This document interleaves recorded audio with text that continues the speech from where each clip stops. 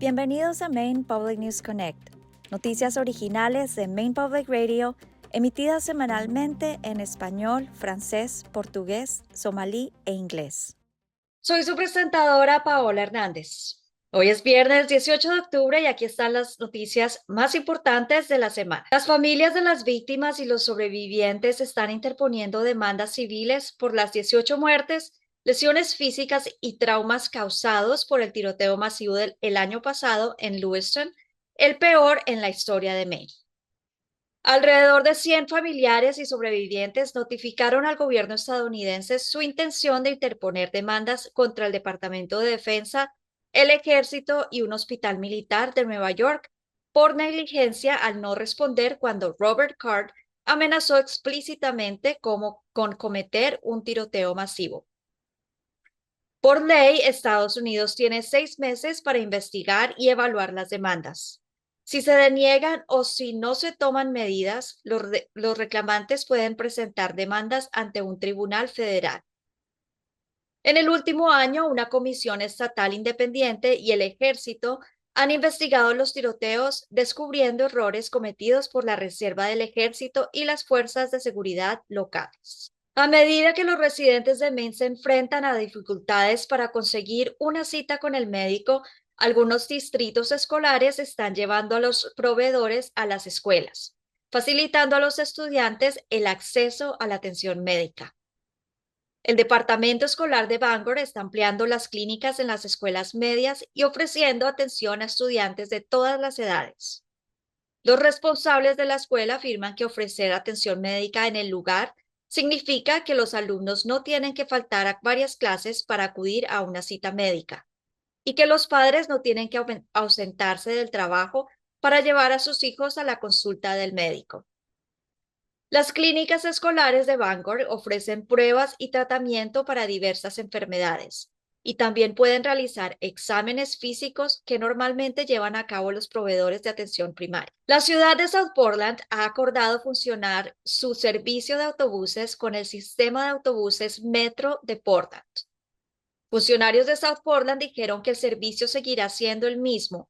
La fusión, que se espera que tenga lugar a finales de diciembre, ahorrará a la ciudad al menos $1 millón en los próximos 5 años.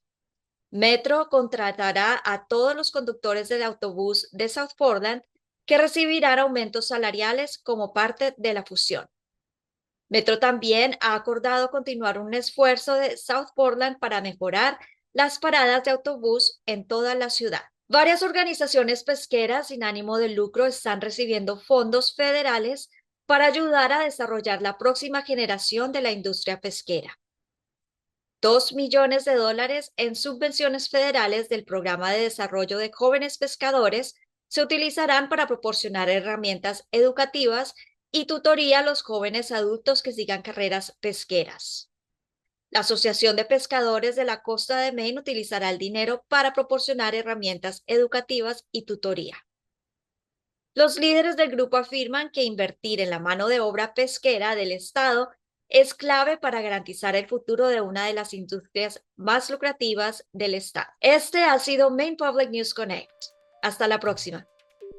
Gracias a nuestros excelentes socios comunitarios por apoyar y contribuir a este programa. Maine Public News Connect se ha hecho posible gracias a Seaport Credit Union, Hanover Supermarkets, IDEX, Maine Housing, Coastal Enterprises, Cover Me, the Sam L. Cohen Foundation, Ku and Patricia Yuen, Maine Health Access Foundation, and the Maine Department of Health and Human Services. Maine Public News Connect es posible gracias a Ku y Patricia Yuen, comprometidos a conectar las diferencias culturales en nuestras comunidades.